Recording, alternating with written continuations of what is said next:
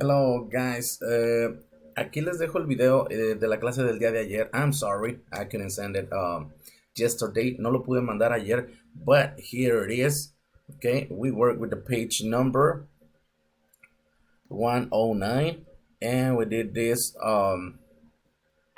exercises. This the number 4.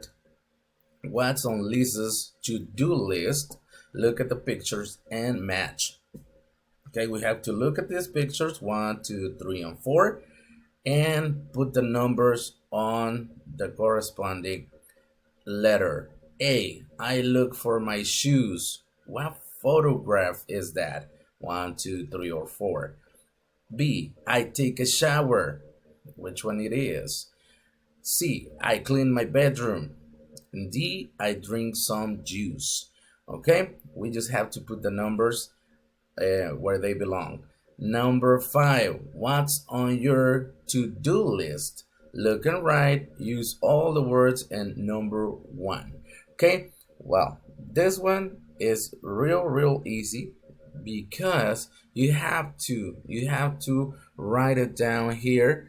¿Qué es lo que ustedes hacen en estos lugares? Okay, to do, what you do at the bedroom, kitchen, and garden o yard, como ustedes quieran decirle. Ok, esta es parte de lo que estuvimos haciendo.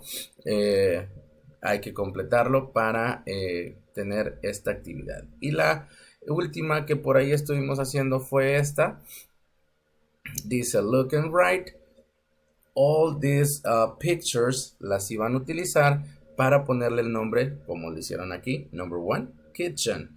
It's real easy, pero acuérdense, les dije, no hay que ver el libro porque en su libro están. Y están todas estas, pero yo quiero ver si han estado practicando con ellas o si han repasado y que ya no se les olvida qué es cada una de estas acciones o partes de la casa. Parts from a house or actions que hemos estado practicando. Entonces, we have 12. Esto lo hicimos en la libreta, estas palabritas, así que remember, put the date on it. Yesterday was Friday 20th of May 2022. So here is the video. Hagan su trabajo si no asistieron a clase. Los que asistieron a clase, pues ahí les revisé. Los que no terminaron, aquí está para que lo puedan terminar. Okay, so I see you Monday. Have a great weekend. Bye bye.